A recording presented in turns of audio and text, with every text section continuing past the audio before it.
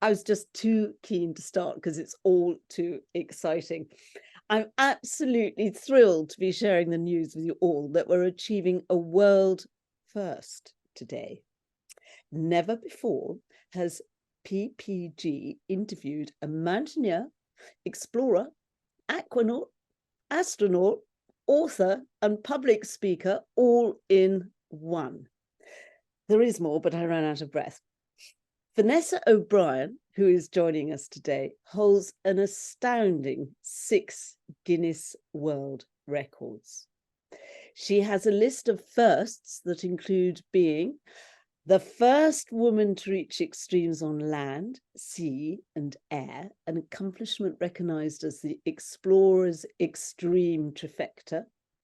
She has reached our planet's highest and lowest points from the Earth's core, climbed the 7 summits in record-breaking time, become the first woman to complete the 4-pole challenge, and the first Brit woman to summit the fearsome K2.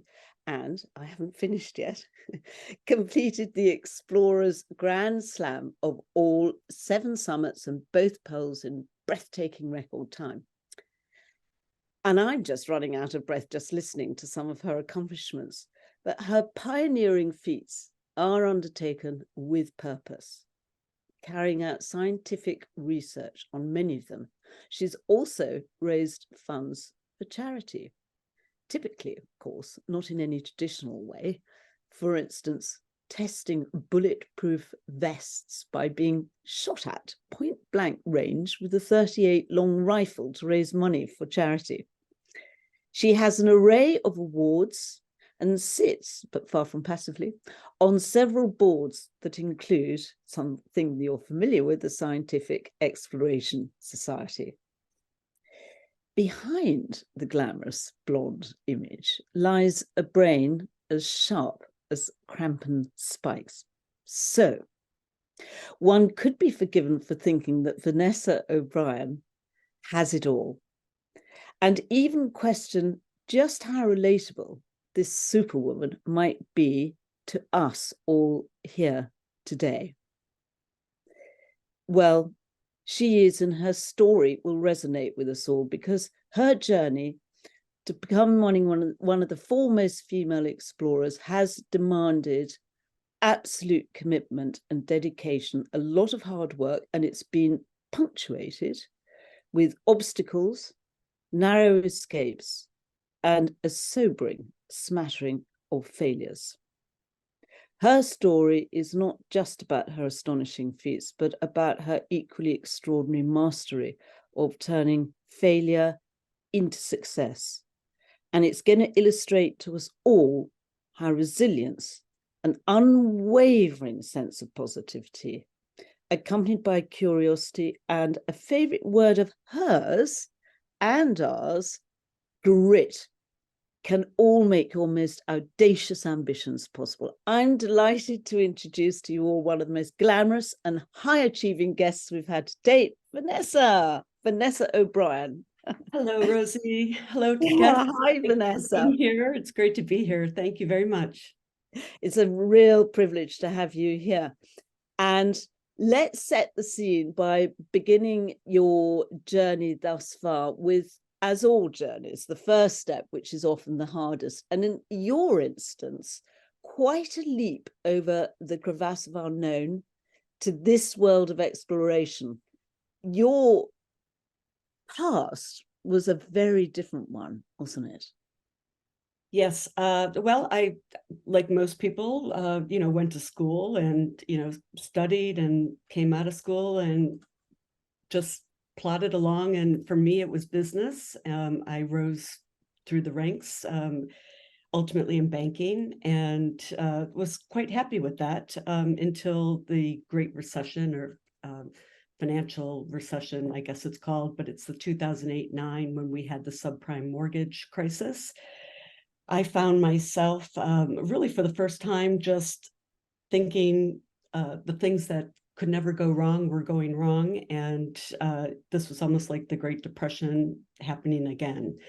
And it was no time to be in financial services. I started in Canary Wharf before the Jubilee line was built, and it had the Docklands Railway, to which my husband said, "The Isle of Dogs? You're going to the Isle of Dogs? How will you get there?" To which I replied, there was a light railway, I would be fine. But this was just unforeseen, this time period. So it was time to step out and do something different.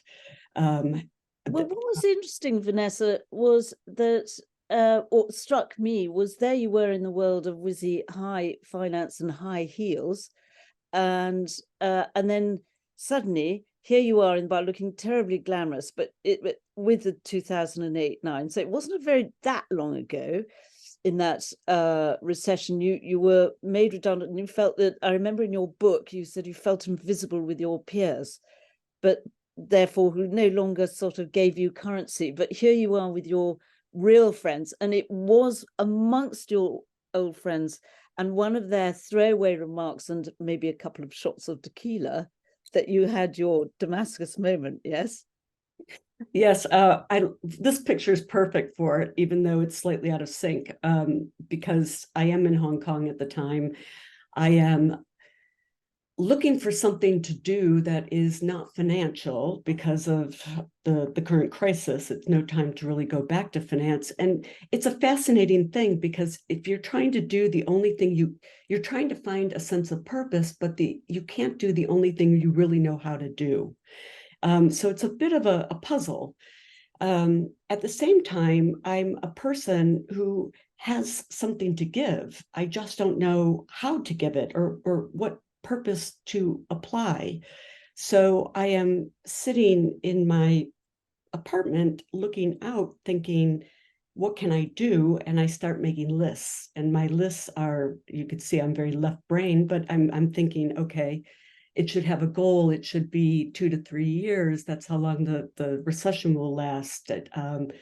I should be able to measure success. I should be able to do this and that and the other. So when I am out with friends, they start brainstorming with me, and we come up with some idealistic things that, go against the list and sort of crash.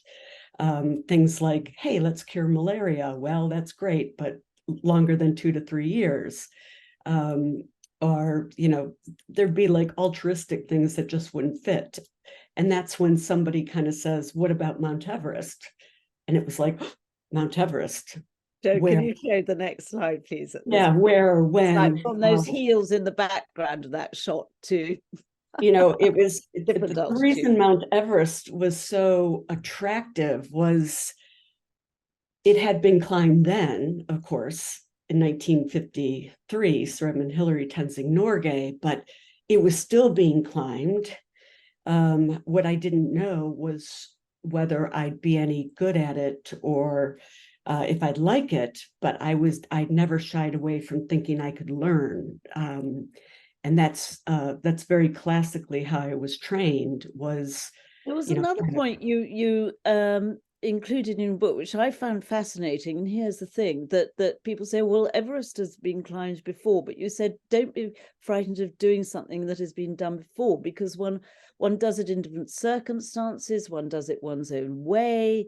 It's always different. And, this to you is a big first.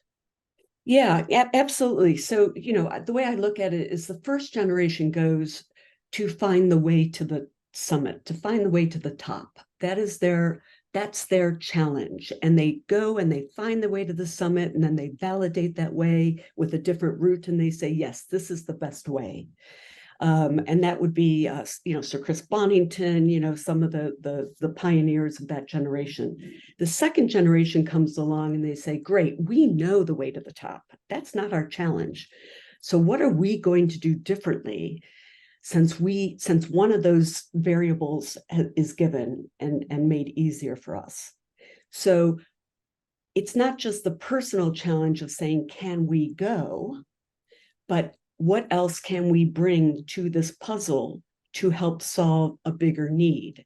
So things in our generation are things like climate change. So we have the glaciers melting at exponential rates. A third is already gone, so we can stand there and take pictures where it's been taken 100 years and show the decay. We can go in with an avalanche probe and we can take the water samples and we can show whether there's radiogenic isotopes and if there's any contamination from events around the world. There's always something that we can do. You just have to have the curiosity to go and figure out, I'm on the ground, what can I do to add value to my time on the mountain?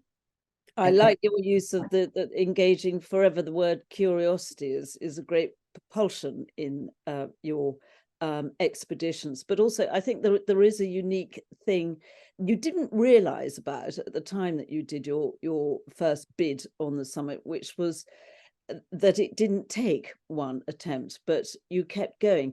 But after all, when you started this, and even when the idea was put to you and you started thinking about it, one might think, well, goodness, you're trading all the comforts and the financial assurance of your city life, which you could change from one job to another, I'm sure, for life risking career or challenge at this particular point. But what's in your toolbox, other than the high heels and lipstick? Did you find that you had any skills? I mean, I know that, for instance, your favorite word is grit. So yeah, so grit is something I realized I had, but I wouldn't have used that term. So it's a term.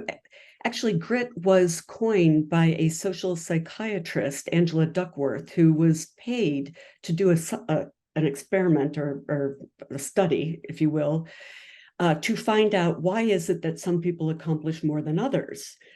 And she didn't have a term for this, but grit was the term that she came up with after having this study funded.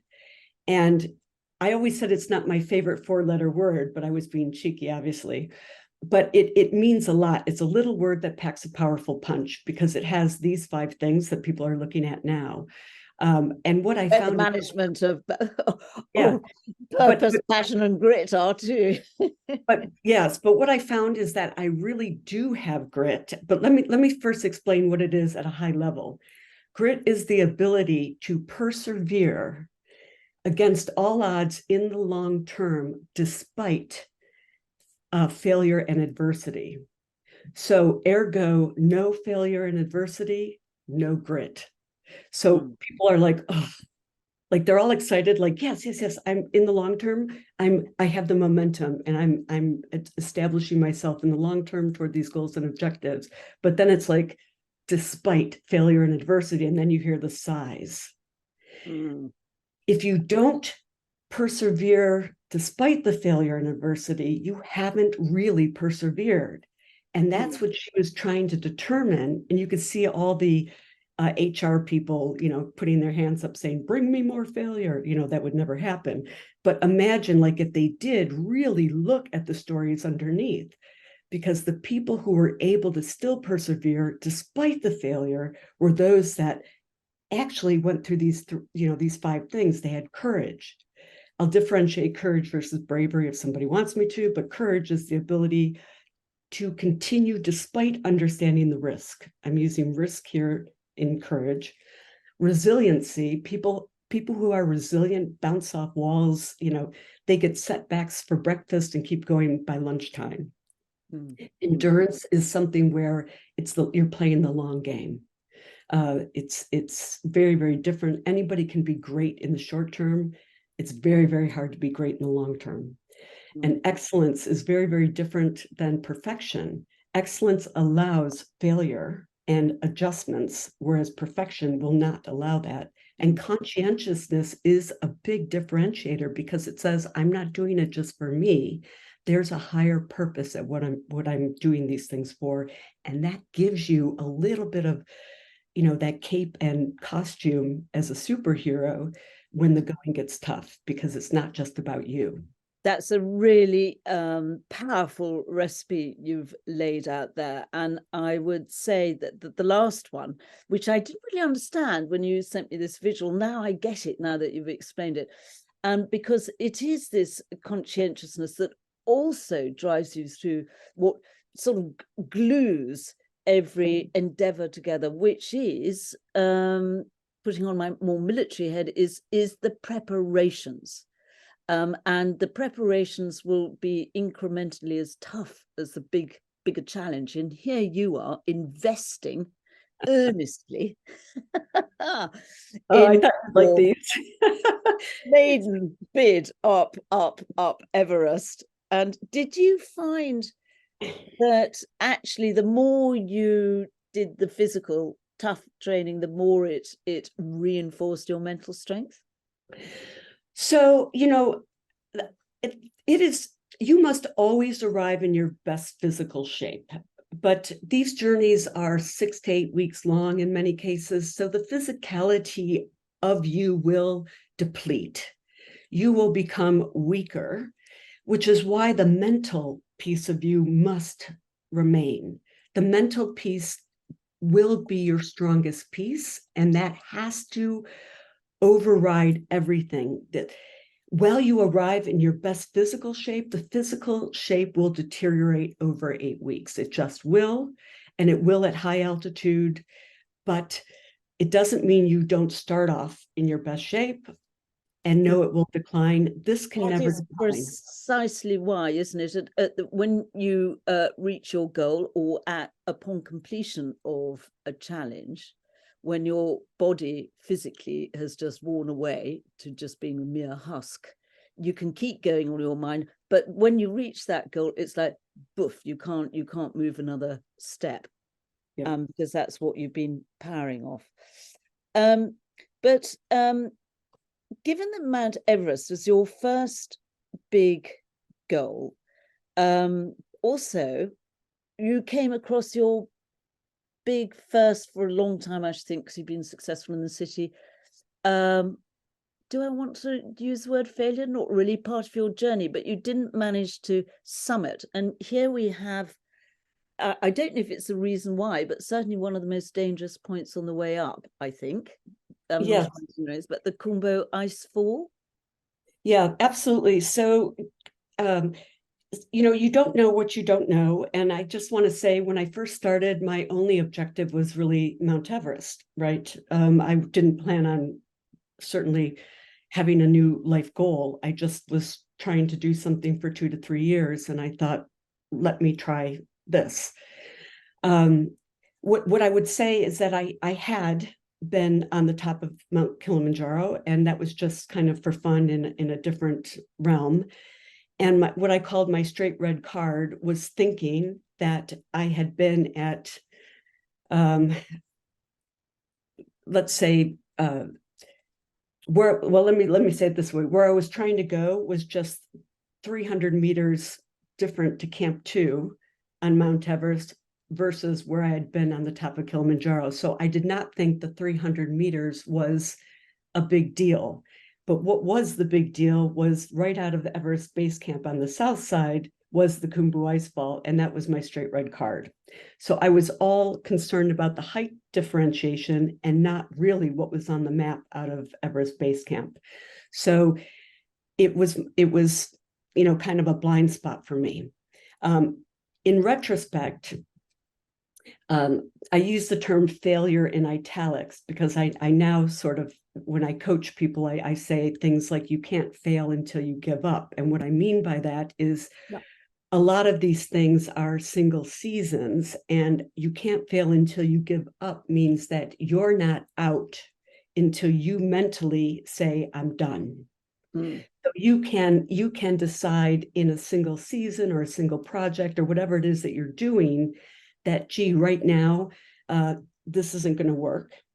Yeah, I need to go back and learn some more, or I need to, right. I'm not prepared, I'm not equipped. Right. There's continuous improvement. You're going to learn new stuff, and you're going to go back and you're going to tailor this better. Yeah. And that's what happened here. There was an ice fall avalanche. Some things happened. I learned a lot of new stuff. Yeah.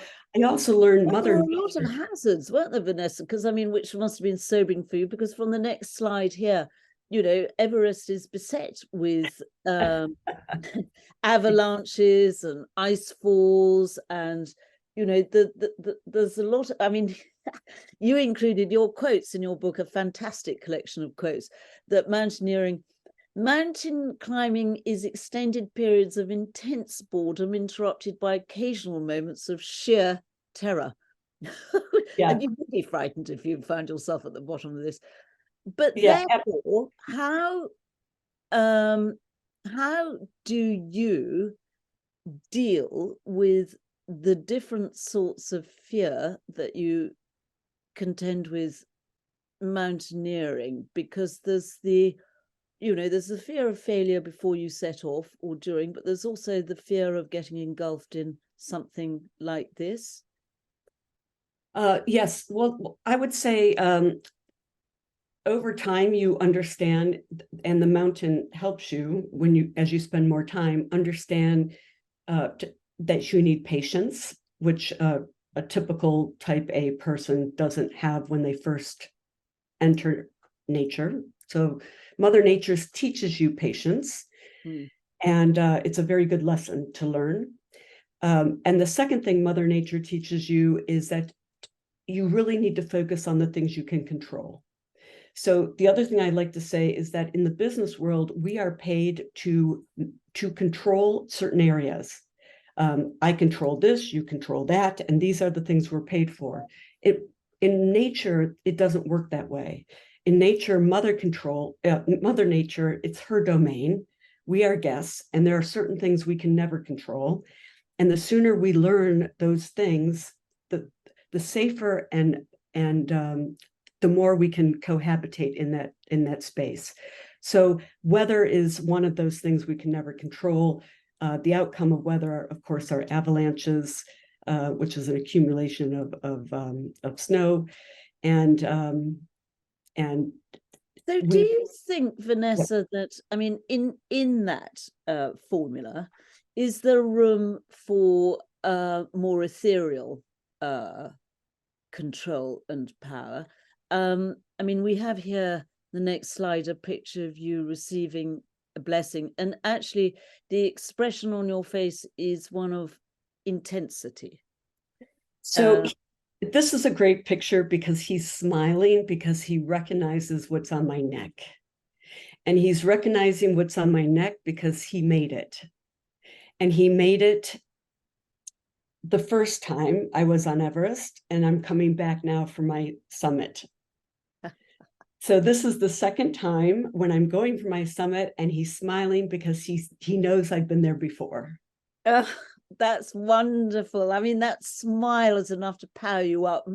And in fact, the extraordinary thing about your second summit, and successful, yes, and here you are, or here some people are on their way up, is that actually, conversely, you achieved the summit in a far harder and especially deadly season that year. Yeah, so it's when I came back, after receiving a lot of information, I did not make my goal of Camp 2. I realized what I did wrong as, getting all this feedback from the mountain. And when I went, this was 2012. So when I went back 2010, when I went back in 2012, 2 years later, I had already climbed 2 8,000-meter peaks back to back and summited them, I want to say 8 days apart. So I was quite an expert, if you will, on high altitude vis-a-vis the rest of my team, because most teams back then never, ever had climbed an 8,000-meter peak before they went to Everest. They'd climbed a lot of mountains or 7 summits or things like that, but never Everest or other 8,000ers. So I really knew high altitude. And it's just, there's 14 peaks that are 8,000-meter peaks, high, and they're all in Asia. And it's just, when you're that high, it's a different skill set to understand the physiology. And did you, when you summited, I know that you don't have much time up there at the top, but what was your foremost thought at the top? Was it gratitude, relief, sort of, yeah, I did it right this time. What next? Or heck, I've got to get down. The first time was this is actually the first time Shishapangma. It's the 14th highest. It's the only one in China or Tibet. That could be a political minefield. This was, a lot of it is who you're with and what happens on the day. This was such a great experience for me. I loved Kami, who's behind me. I loved the guide I was with. It was just such a great environment. It really felt like, are we here already? Yeah, and also it sounds like you felt like, sometimes you when you're working towards something, all the pieces come together, and it's like the powers that be are sort of, yes, sending you on your way. It's the right thing to do. And did you, because you had the comparison between your two bids on it, did you notice anything different in terms of environmentally, or did you register any sort of observations in terms of glacial melt or anything like that? That I would see right here on K2, because I was on the same mountain for 3 consecutive years. So here you can see, if we were to zoom into that, these right in the bottom where it's all like light blue, where the glaciers are breaking up, you can see that that should be a solid piece of ice, and you can see all the glaciers breaking up down there. That's the Goodwin Austen Glacier. Terrifying stuff. And in fact, we're going to dwell a wee while on K2 in a moment. Yep. But in the meantime, following your summit to Everest, you didn't actually just hang up your boots. This this was really only just the beginning. I mean, you'd done a lot in between the sandwiches of the two ascents or two attempts on Everest. And then it was just on your way to actually accomplishing the 7 summits. And we have another visual here just to try and clear in people's minds, because it is a bit confusing with all these different titles, what the 7 summits are. And am I right, Vanessa, to advise people looking at this, don't look at ignore the captions at the top, just look at the ones at the bottom. Those Actually, I'll tell you, this is the easiest chart to read, to understand, but let me just say it once and then it's super easy. This is the red mountains in the back are red because they're the 14 8,000 meter peaks, and they're all in Asia. Asia equals red. So 14 8,000 meter peaks, all in red, all in the back. Red equals Asia. Now, it's the first and second highest peak in the world. So red comes forward, the first and second, for now the 7 summits in the front row. So we see Everest and K2 are the first and second highest in the world, and they're both in Asia.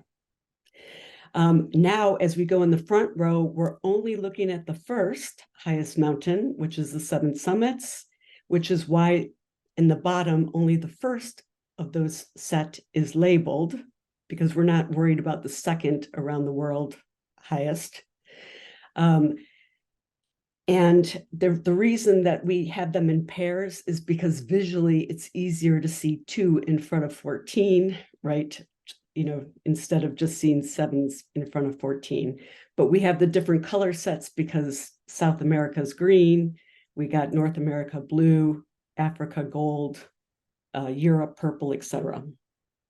And I might point out as well, because I'm mortified to confess that I didn't realize this until very recently. Hope I'm right in saying that McKinley, which has a fierce reputation, is actually the same as Denali. Yes. Right.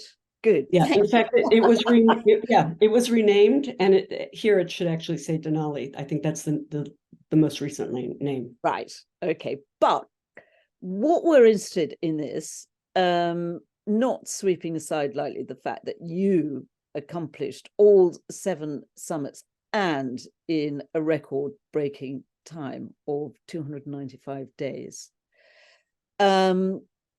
K2, because this is a fascinating mountain. There's another scale for its height. And I remember you're saying in your book, for every 4 summits of K2, one person dies. And in fact, you worked out this amazing equation that actually it's safer to play roulette, Russian roulette, that is, than to climb K2. And you, Vanessa, made, talking of grit, you made how many bids? 3, therefore 1.6 times more dangerous. Is that right?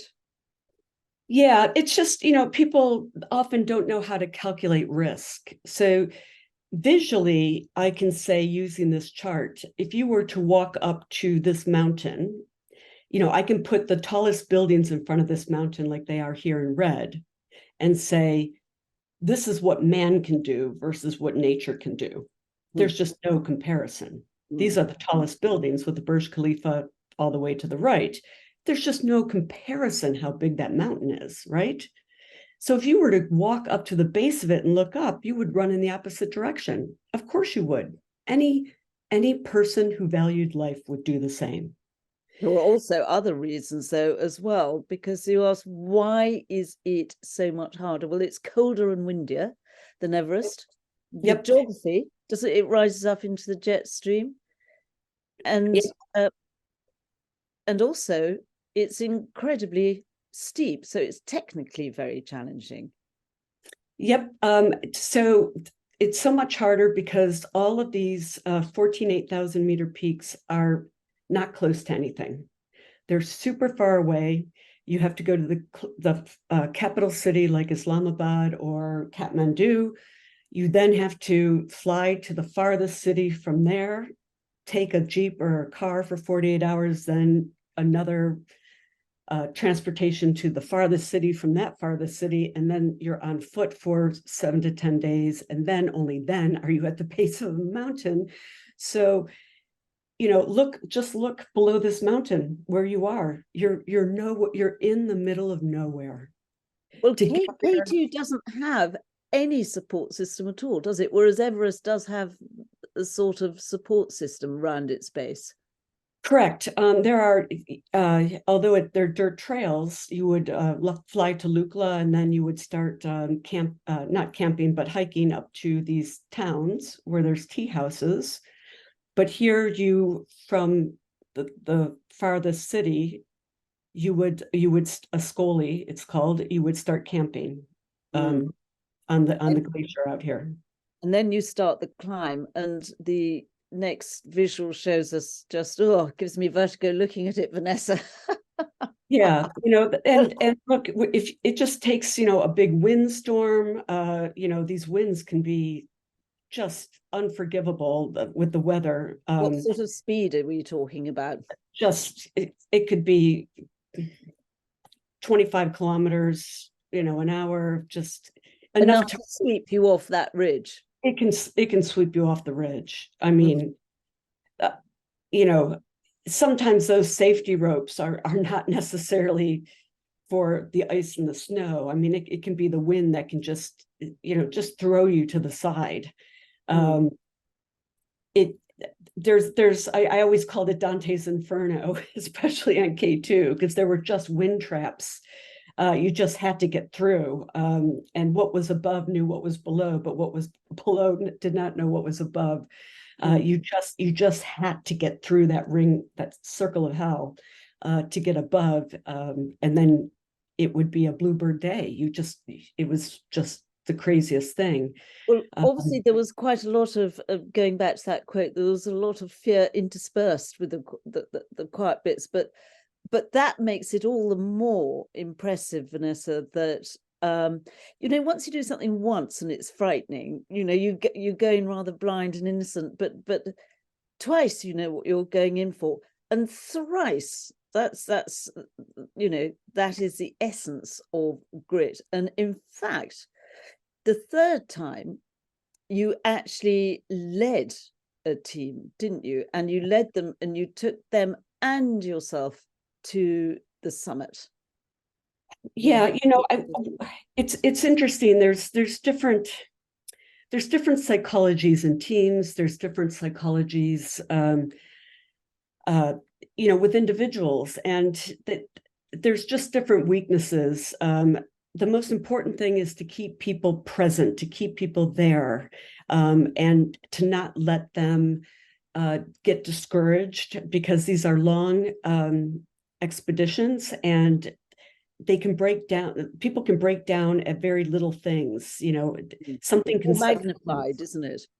Yeah, like just hearing an avalanche might get them at the wrong time and might set their mind to wander, and then they'll use things like a bad weather report to play on that negativity, which will expand, and then they'll take a tickle in the throat, and that'll get worse, and you can see how all these things will start to expand and blow up.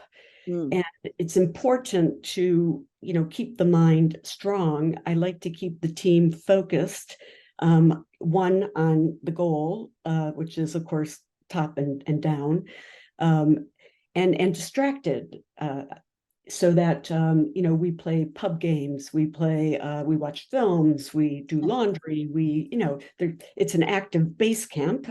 Yes. But I don't want them. So you don't let, as I always used to say, let negativity get its stiletto through the tent flap, as it were. Yeah, it's But just here you are. Your next. Let's have the next visual, because it is. There we go. The positivity all paid off, and summiting the fearsome K2 is extraordinary. But you were already, by achieving this, on your way to accomplishing the rarefied accolade of the Explorers Grand Slam, which is 7 summits, North and South Poles, which you just skidded off to for the last degrees, and Everest. So, and as ever, of course, of the note, you were the quickest person to complete the Explorers Grand Slam.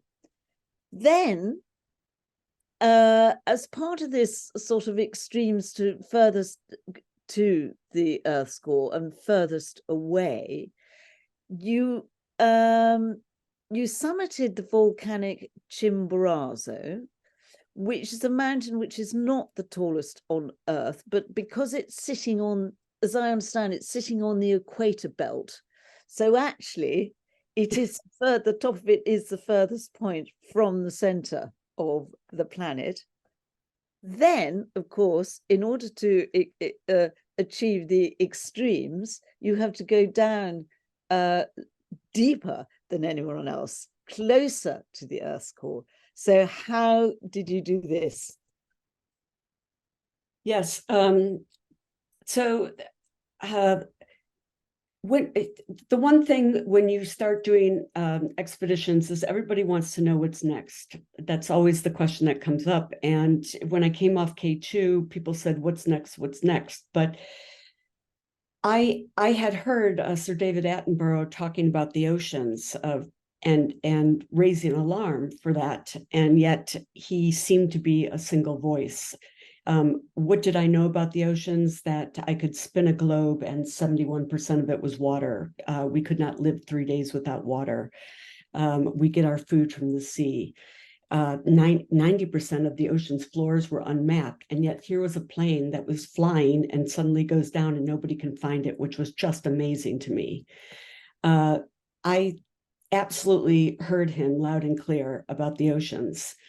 What I did know was that 2 men went down in 1960 with the US Navy, and I met one of them. His biggest regret was that nobody followed him. It was 52 years later when the next submersible went down to Challenger Deep. And that was 2012, the year I was on Everest. The year you first saw that picture was 2012. And that was James Cameron, that Hollywood producer, writer, director. So in 2017, when I said I wanted to go down to Challenger Deep, there was no vehicle that existed, no vehicle. So when I said I wanted to go down to Challenger Deep, I was saying I wanted to do something that didn't exist.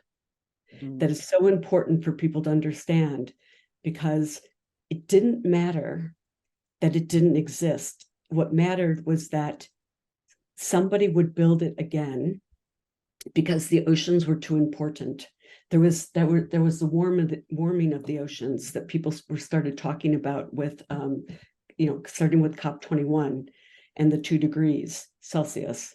So I didn't know when, I didn't know how, but I knew it would happen again. And it did happen again 2 years later in 2019. And I knew the person because the exploration world is small. And so when he went down as the third person, I asked him if he'd go again, and he said no. So that's okay too. I'll take that as in italics, because what happened in 2020? Why did he say no? Because he already went. Oh, okay. So there was no point in him to go again. And so he said, yeah, great, but no. But in 2020, COVID happened. So all bets are off when you have a global, when you have something that nobody understands.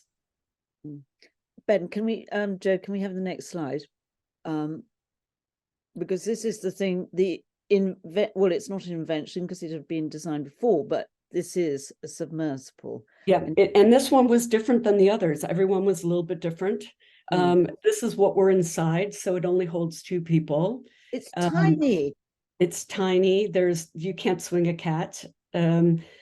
And we are down there for up to 12 hours. We're going down to 8 tons of pressure. People do not understand what 8 tons of pressure is. Do not listen to the press when they tell you it's so many buses or so many jumbo jets and all of that. It's basically impossible to understand 8 tons of pressure, but understand that this is something that will kill you instantly. And we saw that with Titan, of course, which became all the rage in the news. Because it has to do with pounds per square inch, and per square inch is the size of your fingernail or a postage stamp. That's an incredible amount of pressure that will just... well, before that disaster, I remember you explaining to me about pressure and what happens and the consequent implosion, etc. But bearing in mind those risks, we go back to, I'm sorry, I interrupted you. Why it was that changed the mind to this gentleman that he said, yes, okay, we're going to do it post-COVID? Yeah, so COVID changed his mind because he had this is part of a system. It involves a ship. And this submersible is launched on the back of a ship. The ship had to move its location, and it had to get out. There were other things that were happening at that time. There was the USS Theodore Roosevelt, which had left, was moving around the Pacific.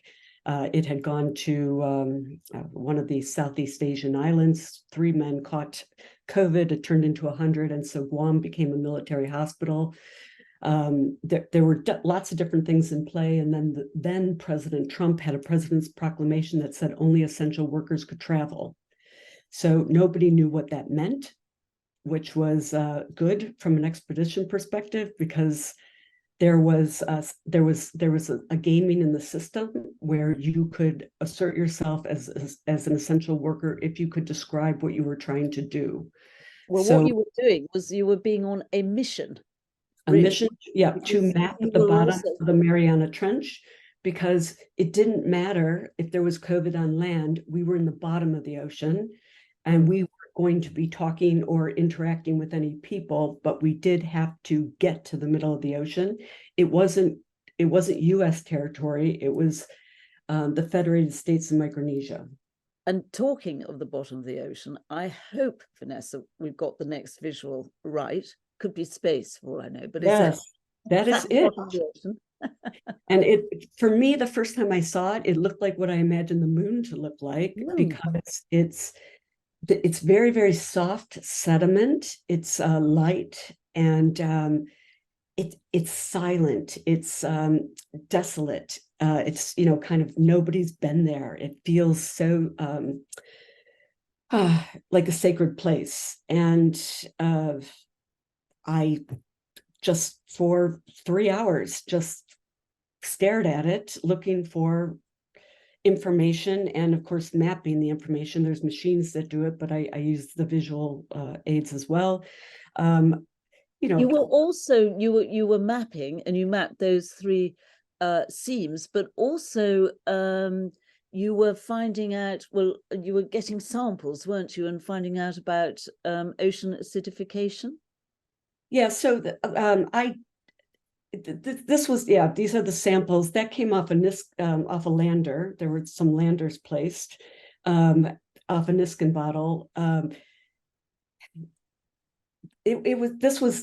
The samples were taken externally off a robotic arm. If we had seen a rock that we would collect a sample from. This was not a mission to collect any sea animals or anything like that. We did visualize them. They're polychaetes. They're tiny little bristle worms.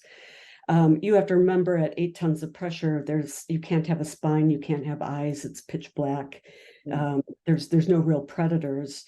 So you seeing put it very well that this work, it's meaning in and I quote you that you may not care about single cell organisms, but you will care very much when it starts to affect lobster, clams, shrimp, and oysters.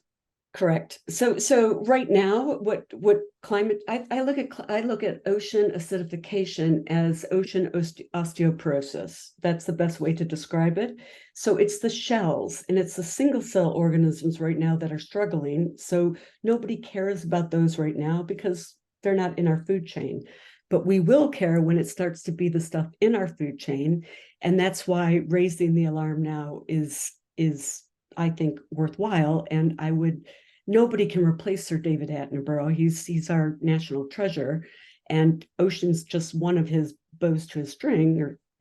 And I just,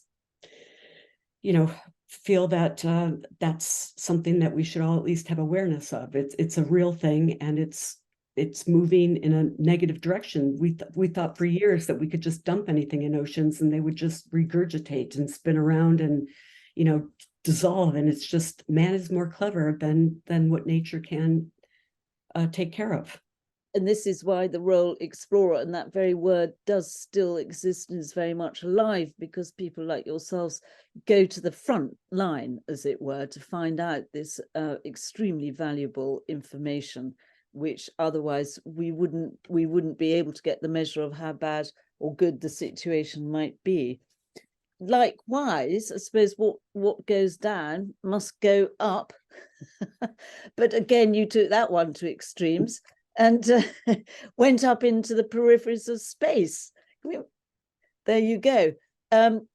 As opposed to submersible, we're now talking about suborbital space flights. And this was the first space flight, I think, of the Blue Origin. Yep. Number six. Number 6, is it number 6? Risky business going into space, isn't it? Yeah. So yep. Can you explain some of the risks involved, for instance, or illustrate it? What happened in 2014 with the Virgin Galactic spaceship? Yeah, so there's always risk, in any of these. And this is another one where I came off in 2020 and people said, what's next? And I said, well, I've seen climate change in the earth from every perspective, but never from space. Now, the guys, both Richard Branson and Jeff Bezos, had not flown in the private aerospace sector, although Elon Musk had. So I was, in a way, putting an intention out there without a way to know when or how, these things would unfold. Virgin Galactic did go first. They didn't have a great landing, in that they took a lot of risk and went outside of an FAA designated territory, and hence were grounded for maybe 2 years. Blue Origin came back and had 6 successful missions. I was on the last one. The last one had 2 women, which is why you might think of it as a first, because it was the first with 2 women. But the 7th one for Blue Origin exploded. Ooh. And But that that was a payload, yes? It wasn't. was payload, right? No people. And when I say exploded, I should say that what we're looking at with this rocket is really two pieces. There's the propulsion module, which is the bit that is the actual rocket. And then there's the little round bit at the top, which is the crew capsule, which comes off. So in this visual, it's that gray top. Yep. That gray top comes off and it separates at a certain altitude. So the part that actually exploded was the propulsion module, or what most people think of as the rocket. That rocket, once the crew capsule separates, goes back down to a landing platform. In this case, it with the payload number 7, it kind of exploded. That crew capsule did land. It landed a little quicker and a little rougher. So the FAA didn't like that either. So you have to, when you go up into, albeit as far as or just past the Kármán line, is that right? that's right. Which is the sort of plimsoll line between the atmosphere immediately around the Earth and space itself. But you still have to be very well prepared in every sense. You have to be here. We have the classroom training, and then I imagine much more fun the practical.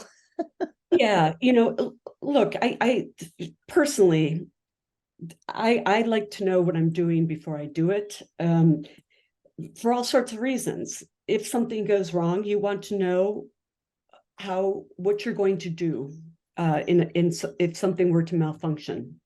Mm. In the submersible, for example, when we're underwater, there's a system called Watchdog.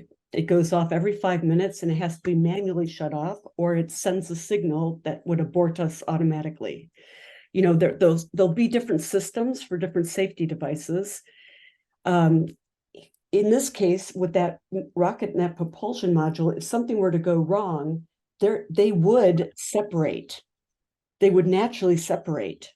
Very rarely would they ever stay together, because there's systems built in place that would automatically push that other one away. They'd never stay together. But if you're in that top capsule and that happens, and you're actually higher up, deeper in orbit, aren't you then stuck in orbit? Well, no, you will fall to Earth. But the question is then what are your safety mechanisms? So in this capsule, there are several things that are meant to save your life. One is you've got motors that fire as you get to Earth here. So they're slowing down the rate as you come to Earth. They're going to fire these thrusters. You've got drogue parachutes that are going to slow you down as you fall here. You've got scissor back like chairs. You're in a dentist-like position. So it's going to, take some of the, like a chassis, it's going to take some of the braking on the chairs. There's all sorts of the crushable structure of the unit itself. There's all sorts of little clever things that they built in so that there's kind of safety around you. With this, because it's sort of you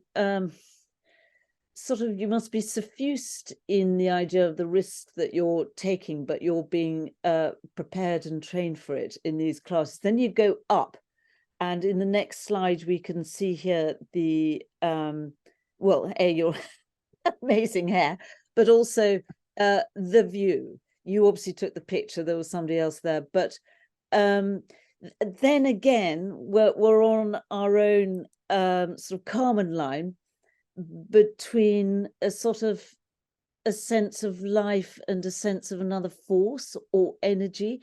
And I think that as we're coming to the end of the interview, but it would be so lovely just to cover a point that fascinates me, that you had noticed that every astronaut comments about the impact of how they felt when they looked down on the planet. Did you, and what did you decide to do with that feeling? Yeah, just very quickly, I had really wanted to contribute to science in some way, and what was I going to do for 12 minutes? So this was weighing on my mind.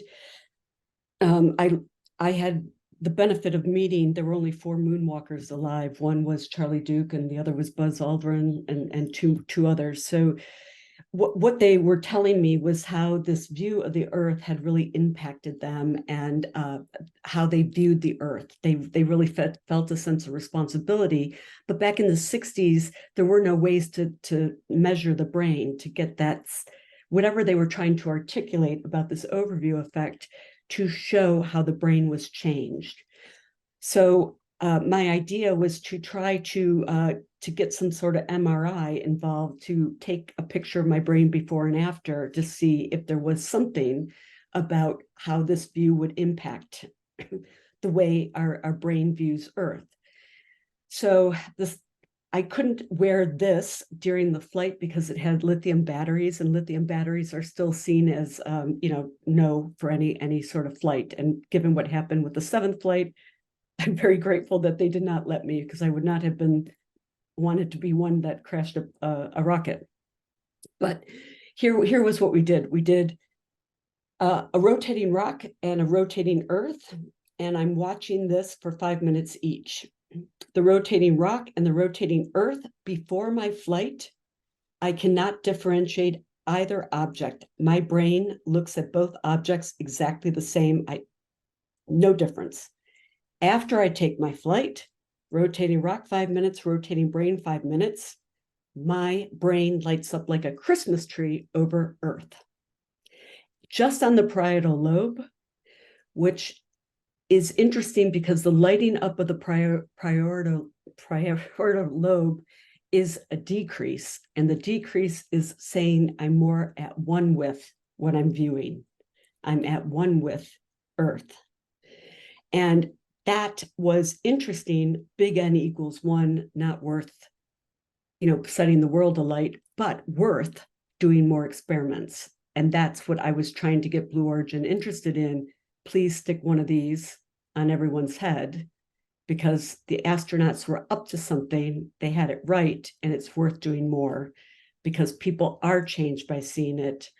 And we have to define what Fascinating, it is. because it will intrigue and nicely sort of sums up this fascinating interview with you, because iMedisync, you mentioned, who you did research for, actually aims to provide early detection and treatment of MCI, mild cognitive impairment, dementia, Parkinson's, and Alzheimer's, which is what the history of this program and Goldster's is actually founded on, was trying to hold back the effects of those illnesses. So what a magically wonderful conclusion to a memorable interview. We're going to 1 o'clock strikes, but I think there might be some questions here. So for those of you who might want to stay, I'm just going to read at least some comments out, ask any questions that there might be lurking there. Yes, what an inspiring, this is Sarah Speak to everyone. What an inspiring story. Many thanks, Rosie and Vanessa, feeling invigorated about the afternoon ahead as a result. And Celia, so inspiring. Can we have you back? So fascinating. Yes, let's have you back. And then a third one, anonymous, says, do you think of yourself, oh, here's one. Do you think of yourself as a scientist or explorer? Which so I really, I would like more explorers to feel comfortable with science and not to make science a no-go area. I am not a classically trained scientist, but likewise, I like to make science accessible. So I don't know if that answers your question, but I give myself permission to play. That's a wonderful answer to end on. Well, in fact, I'm going to say now, because we've well run out of time and we could have gone on talking to you for much longer. So I'm afraid I'll be a greedy baby cuckoo and ask for you to come back for perhaps a second installment. And in the meantime, You're obviously really stimulated everyone up for the rest of their day, let alone weeks, months, and life ahead. And I might throw into you all a quote that Vanessa once again uses in her book. Hold on, everyone, her book. You've got to go and get it to the greatest heights. It's great, and it's very funny too. And there's a quote from Mark Twain, that says, the two most important days of your life are the day you're born and the day that you find out why. Everybody, thank you so much for joining us today. And Vanessa, what a wonderful, remarkable person you are. Thank you very much. Goodbye, everyone.